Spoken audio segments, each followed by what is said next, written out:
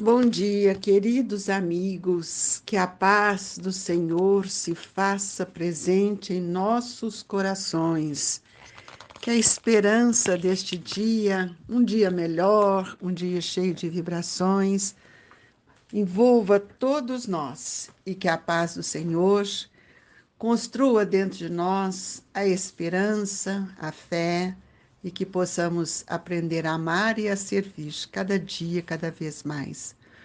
Hoje nós vamos iniciar o capítulo 2, Meu Reino Não É Deste Mundo, e nós vamos ver aqui o diálogo que João traz entre Pilatos e Jesus, e vamos também ler a vida futura. Pilatos, tendo entrado de novo no palácio e feito vir Jesus à sua presença, perguntou-lhe: És o rei dos judeus? Respondeu-lhe Jesus: Meu reino não é deste mundo. Se o meu reino fosse deste mundo, a minha gente houvera combatido para impedir que eu caísse nas mãos dos judeus. Mas o meu reino ainda não é aqui. Disse-lhe então Pilatos: És, pois, rei? Jesus lhe respondeu: Tu dizes: Sou rei. Não nasci e não vim a este mundo senão para dar testemunho da verdade. Aquele que pertence à verdade, escuta a minha voz. João 18, 33, 36 e 37. Vida futura. Por essas palavras, Jesus claramente se refere à vida futura que ele apresenta em todas as circunstâncias, como a meta que a humanidade irá ter e como devendo constituir objeto das maiores preocupações do homem na Terra. Todas as suas máximas reportam a esse grande princípio. Com efeito, sem a vida futura, nenhuma razão de ser teria.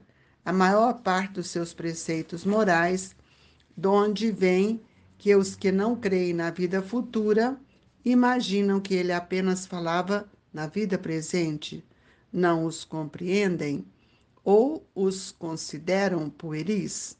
Esse dogma pode, portanto, ser tido como o eixo do ensino do Cristo, pelo que foi colocado num dos primeiros lugares à frente desta obra.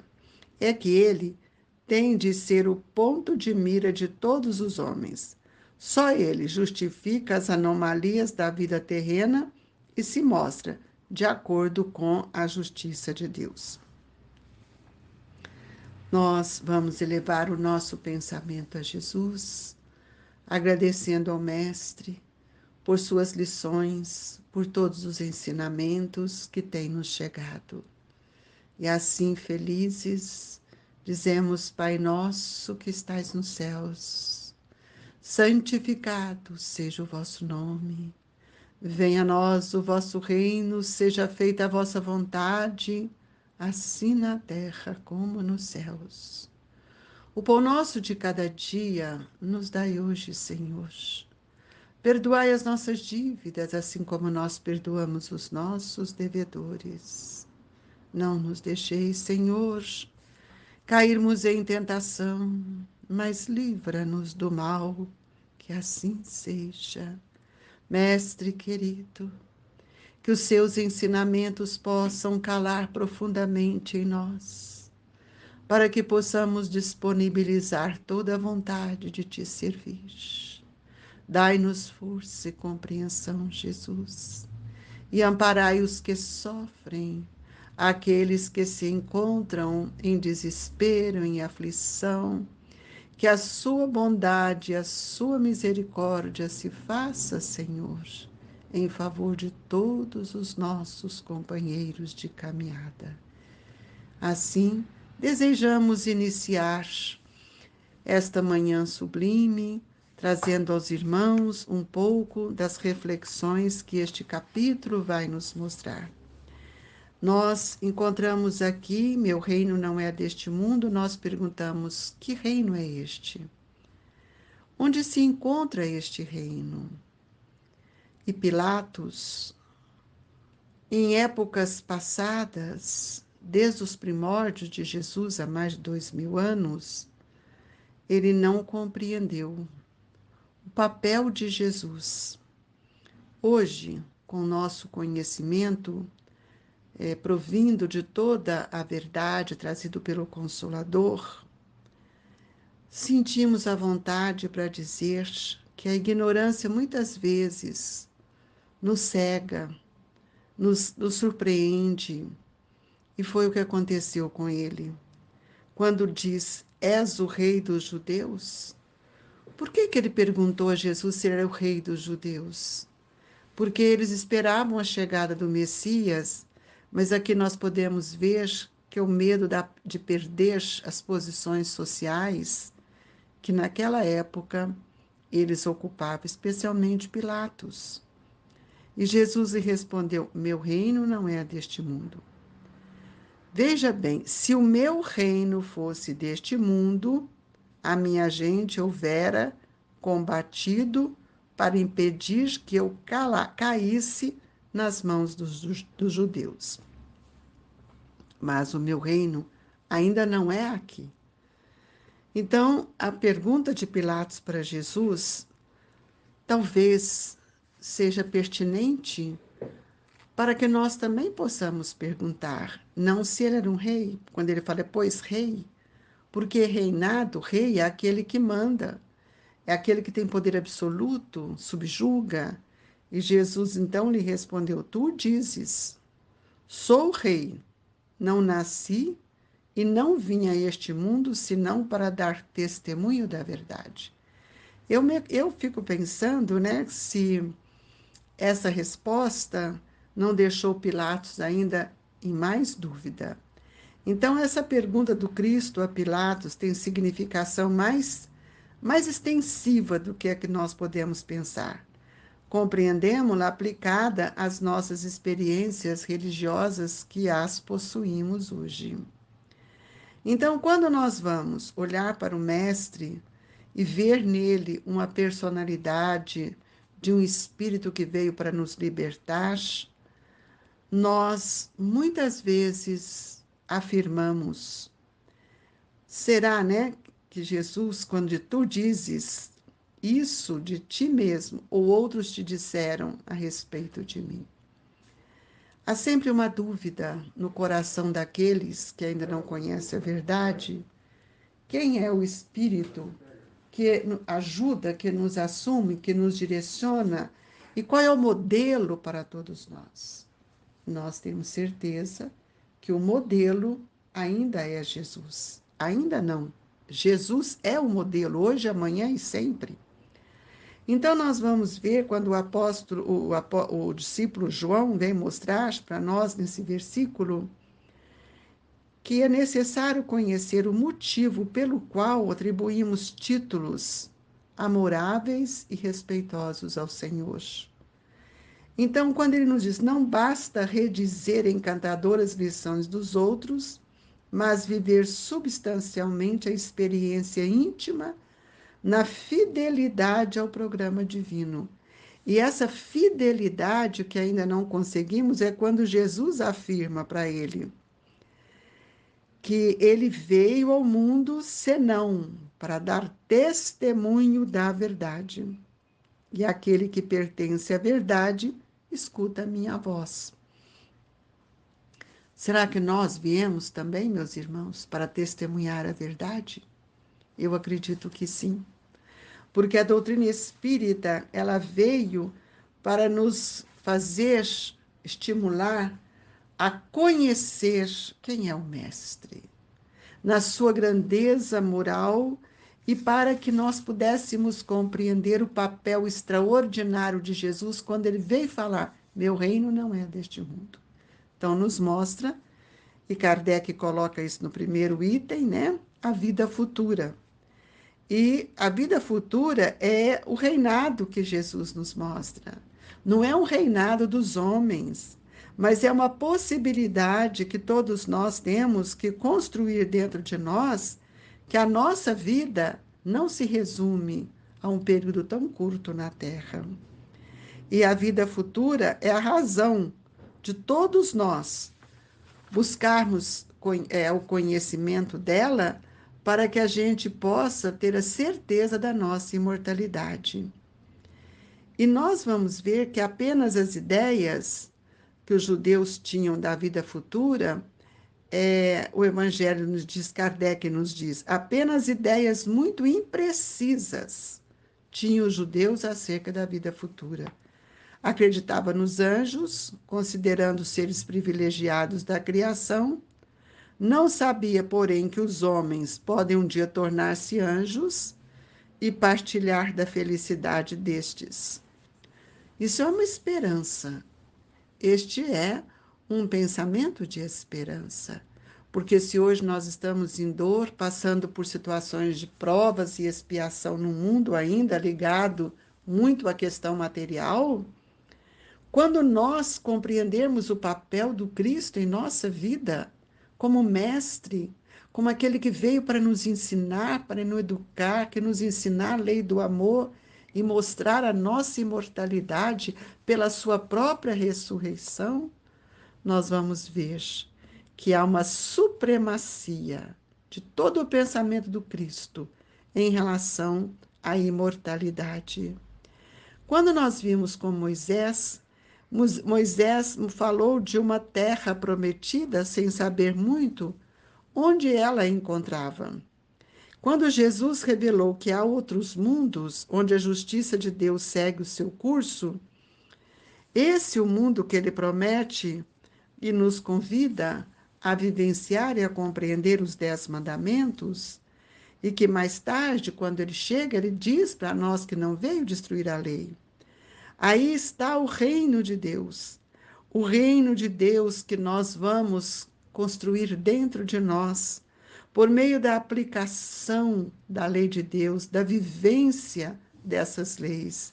Jesus, porém, conformando o seu ensino com o estado dos homens de sua época, não julgou conveniente dar-lhe luz completa, percebendo que eles ficariam deslumbrados, visto que não o compreenderiam. Por quê?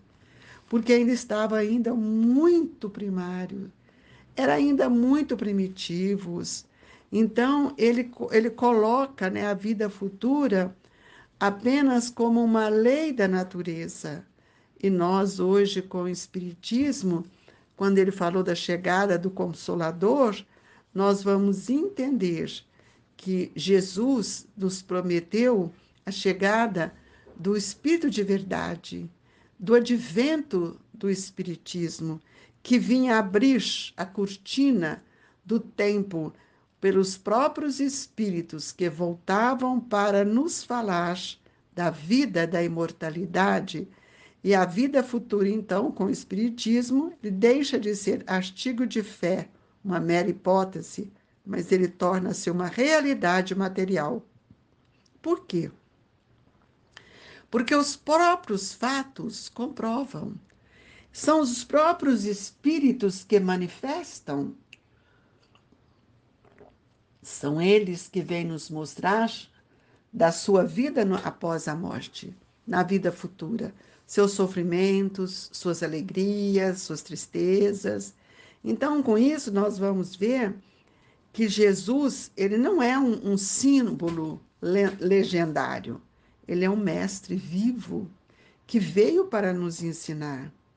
E nós precisamos entender, como aprendizes que somos, que nós devemos ter sempre a disponibilidade, sermos úteis a servir Jesus, testificando ou provando para nós mesmos que é necessário que a gente abrace com o conhecimento dos ensinos espíritas e com o Evangelho do Cristo, para que nós possamos nos libertar.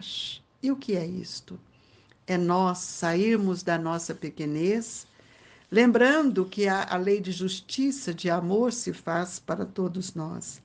A descrição da vida futura é tão circunstanciadamente feita, são tão racionais as suas condições, que nós vamos perceber que quantos que lá se encontram voltam para nos mostrar como eles vivem, declarando para todos nós a necessidade do perdão, do amor, porque a justiça de Deus, ela se atua na vida de todos nós por meio da reencarnação, por meio de uma nova existência, de uma nova programação divina. Então, nós temos que dar esse testemunho de amor e fé para que a gente possa vivenciar os ensinamentos do Cristo e não ficarmos na posição de Pilatos, só perguntando. Nós precisamos ter uma atitude louvável no esforço que inspira cada um de nós a força da exemplificação dos discípulos que nos ensinaram a sermos melhores, caridosos, amigos, amorosos. Então, tudo isso nós vamos ver quando Jesus diz: Meu reino não é deste mundo, e se meu reino fosse deste mundo, os meus servidores teriam combatido para que eu não fosse entregue aos judeus. Agora, porém, o meu reino não é daqui. Isso é muito expressivo. Todos nós precisamos observar, porém, que nós temos uma estrada longa de nossa evolução e que o nosso entendimento possa cada vez mais nos trazer uma forma de pacificar o nosso espírito para que nós possamos contribuir com o bem-estar do nosso irmão. Muitas vezes nós deparamos na nossa trajetória muitos corações que trazem ainda o pensamento tão imaturo, que rogam apoio, que rogam ajuda, mas eles não sentem desejos de fazer as mudanças interiores. E muitas vezes isso inibe o processo de crescimento que vai alavancar a nossa vontade, o nosso desejo para servir. Então é necessário que a gente aprenda a reparar todas as nossos erros, nossos pensamentos, para que a gente possa modificar o olhar que nós temos para a vida que nos aguarda. É preciso que a gente também contemple, né, com muito carinho, tudo aquilo que nós temos recebido para viver e sobreviver no mundo, lembrando que enquanto no mundo nós devemos ser e não lutar só pelo ter. Nós não podemos mais nos envolvermos com tantos hábitos, com tantos vícios, porque tem tantos abusos de autoridade que caem, né, no nosso pensamento de uma forma muito ainda doentia, que traz a revolta. Nós precisamos, então, trabalhar muito com a nossa compreensão em relação à verdade e não ficarmos fascinados com tudo aquilo que é exterior. É melhor que a gente possa viver como Cristo nos ensinou, na simplicidade, na humildade, para que nós possamos construir a obra de Jesus, por onde nós passarmos. E essa construção ela só será feita se ela tiver efetivamente sendo construída dentro de nós. Então, eu gostaria de convidar a todos para pensar muito, ter um raciocínio lúcido, para que nós possamos mantermos um pensamento livre e podemos também construir dentro de nós a sustentação da fé. E essa fé fará com que a gente tenha também a esperança, porque a fé é a mãe da esperança. E é na caridade que nós vamos servir o nosso próximo. E vamos entender que todos os nossos atos geram consequências. E o que nós semearmos hoje, na atual existência, nós colheremos amanhã. Então, amigos, prestamos muita atenção, muita vivacidade para vivermos com muito apreço, com muito amor, tudo aquilo que Jesus veio nos ensinar. E que a paz augusta do Mestre nos envolva, fortalecendo-nos hoje e sempre. Nós, nesta hora sublime do Evangelho, em que as vibrações tão amorosas nos alcançam nesta manhã, nós pedimos, Senhor, que sejamos agraciados com passe, que os espíritos amigos possam estender as suas mãos sobre nós e que todos nós possamos recolher e com esse recolhimento cada um faz a sua rogativa e as suas súplicas, assim como pedimos para todos a fluidificação das águas. Mestre Jesus, que possamos despertar para te servir, para que os nossos pensamentos possam ser modificados junto aos nossos sentimentos. E que a paz divina esteja conosco hoje, agora e sempre. Que assim seja. Amigos, receba com muito carinho em nossas vibrações do Grupo Espírita Esperança e Caridade, Colégio Allan Kardec. Fiquem com Deus, amigos. Sintam-se em paz. Que assim seja.